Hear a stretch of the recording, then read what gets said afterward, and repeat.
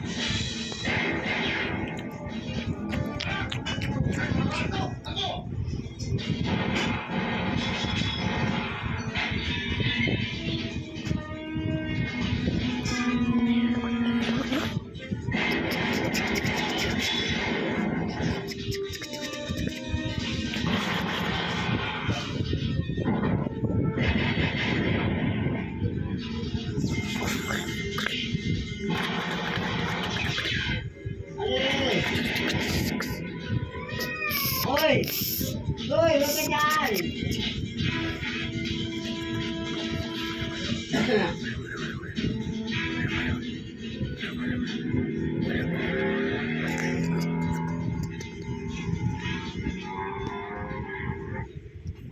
Pilitin po, boss.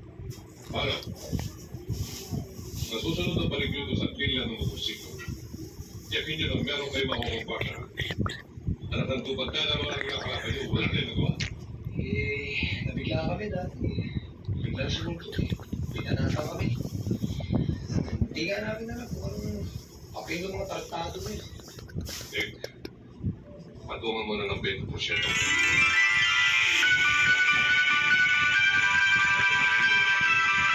Ang presyo ng babae mo ang natin. Itlog na lang natin ang dito mataas. Si Bartolome, may pausa na ba? Wala pa po siya. Patungan mo ng 50% sa Bartolome para maobligan siya more pausa. At pati na si Pepino. Paliwanag pa din. Ano? Sumama ka sa kanya. Yes. Hindi pa tayo nagtatagal dito sa dulo. Alam ko yun. Ang sabi, bakit kailangan tagal pa tayo?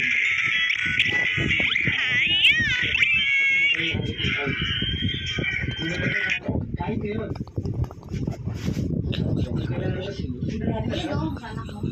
Para makauwi na tayo probinsya. Kung sakali ba't alam mo na tulad ng problema? Ay! Sabi may ulan eh. Ako dyan eh. Nawala na sa akin ang itay mo. Si Andrew. Akala lang pati ikaw.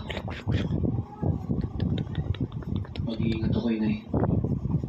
Kakayanin ko ang lahat. Alang-alang kay Tay Andrew. Habang pansamantala, tatagapi ko muna ako sa aking trabaho ni Bartolome. Uumpis na ng investigasyon.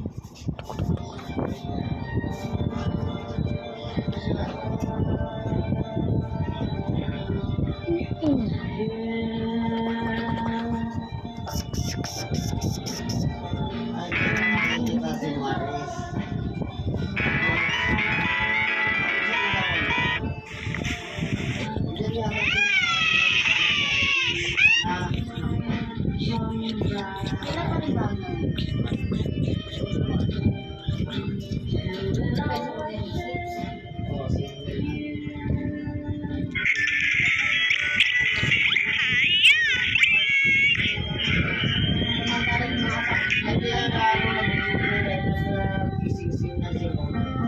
Kasi kanya magagaling ang asawa niya eh.